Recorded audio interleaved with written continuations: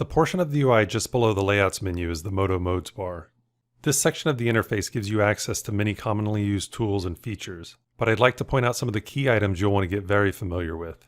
The Selection Modes portion enables you to choose which selection mode you'd like to work with. When not in one of the 9 selection modes displayed on this bar, you default to Item Selection Mode. Clicking any of the component selection modes will put you in either Vertices, Edges, or Polygon selection mode. Clicking on the button again will put you back in Item Selection Mode. Clicking the button to the right of the component modes will activate Material Selection Mode. You can change this to select parts, smoothing groups, or selection sets using the small arrow to the right. If you need to work with centers, click the next button over. And if you right-click on the button, you can switch to Pivot Selection Mode. Section 2 of the guide discusses selecting in Modo in greater detail. When working with various tools in Modo, you'll want quick access to action centers, which are a definable origin position for modeling and transform actions. Equally as useful are fall-off options, which attenuate the effect a tool has over a selection.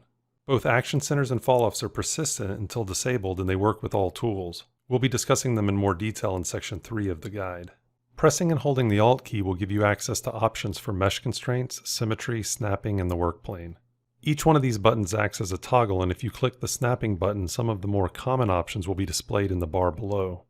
When the work plane is enabled, a white grid will be displayed in the 3D viewport that is aligned to your selection. The work plane is a construction plane that will allow you to do most of your work in the perspective view. To generate a quick render or to gain access to the preview viewport, use the 2 render buttons on the bar. You can also convert the 3D viewport into a preview viewport using the progressive render viewport icon located on the viewport toggle strip. Use these options along with the other powerful features on the Modo Modes bar to enhance your experience of working with Modo.